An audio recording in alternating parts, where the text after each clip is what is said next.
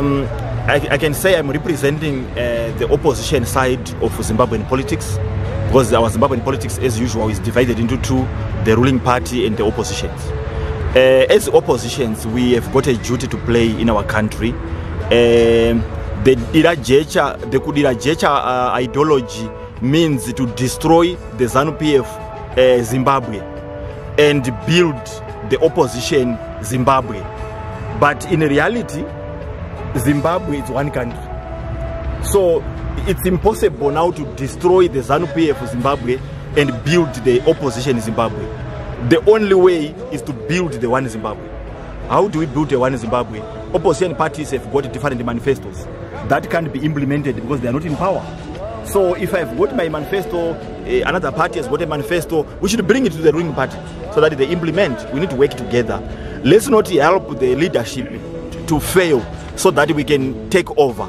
No one must take over a failed country, failed state. Let's build the country. It's not about who is a president, who is a minister. It's about every Zimbabwean to participate.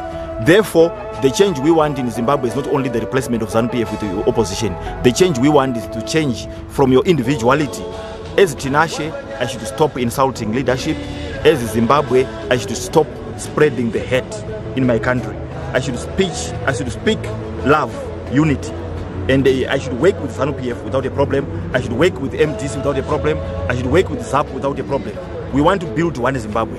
So we should differ in political formations. We should differ in political ideologies. That doesn't make us enemies. Therefore, I'm saying to Mr. Mandaza, I am really sorry for what I did to remove a scarf from your neck. The president of ZANU-PF, who is the president of the country. Can you remove that scarf from your neck? Can you remove that thing? You can't. Tinashe, come on. This is not the time. Yesterday you got a chance to speak. We just want to hear Kennedy's side. Tinashe. That's him.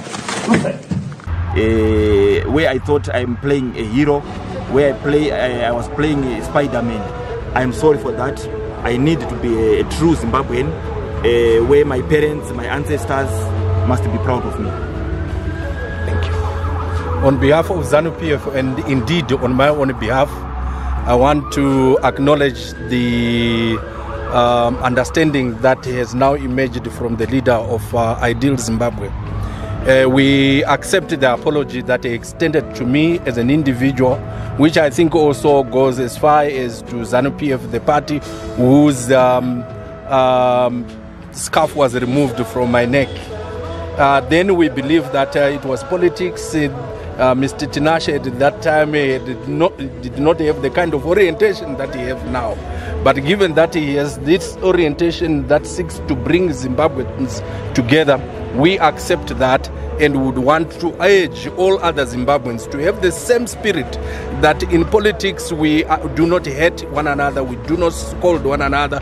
We are people of Zimbabwe who should be working together to build one Zimbabwe. And as ZANU-PF, we are a forgiving party and we will forgive Tinashe Jonas for everything and accept him as a Zimbabwean, and we would want all other people to emulate this gesture of collective understanding that Zimbabwe is for Zimbabweans and no one else can build it for us. Let us differ in ideologies but have a convergence to our mother country and build it together. We thank you, and thank you all Zimbabweans for taking this time to appreciate what the role that the ZANU-PF government is playing. Indeed, we are one people. I would like to take this opportunity to thank Mr. Tinashe for being humble and presenting himself, knowing that what he did was not proper. This is something which must be led by all the political players in Zimbabwe. We need one Zimbabwe, one common agenda.